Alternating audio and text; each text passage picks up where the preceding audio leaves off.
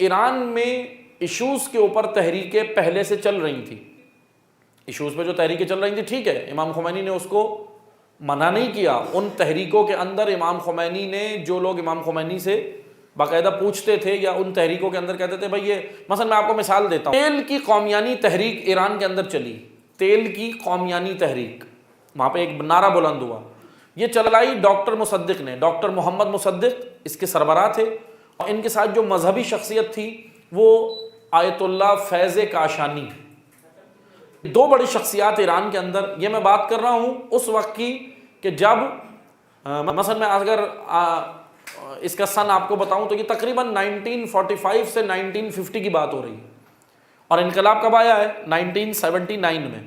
یعنی امام خمینی اس وقت, جب میں یہ جو ابھی میں بات کر رہا ہوں, امام خمینی نے اس وقت کھل کے اپنی تحریک کا اعلان نہیں کیا تھا.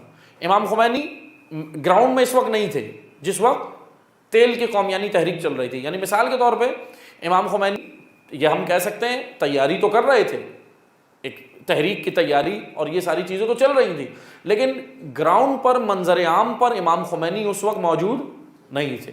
اس وقت ڈاکٹر مصدق, محمد مصدق اور آیت اللہ فیض کاشانی نے تحریک چلائی ایران میں, وہ تھی تیل کی قومیانی تحریک. اس کا مقصد کیا تھا؟ اس کا مقصد یہ تھا, ہو یہ رہا تھا, پہلے مسئلہ سنیں کہ مسئلہ کیا تھا. ہو یہ رہا تھا ایران کا, آج بھی کتنا تیل ہے ایران میں موجود ہے, ایران کا جو تیل تھا 80% تیل رضا شاہ کے دور میں, رضا شاہ کے دور میں 80% ایران کا تیل برطانیہ, سامراجی طاقتیں جو برطانیہ سب سے پیش تھا, برطانیہ 80% ایران کا تیل نکال کے لے جاتا تھا, 20% ایران کو دیتا تھا.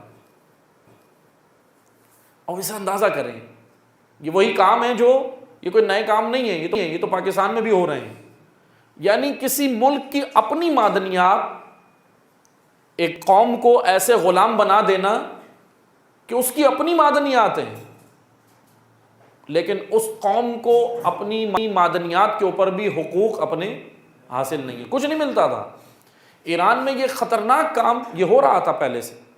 دیکھ, دو تحریکیں ایران میں چلی ہیں اور کامیاب بھی ہوئی ہیں, لیکن دونوں تحریکیں اصلاحات تھیں. امام خمینی کی تحریک انقلاب تھی.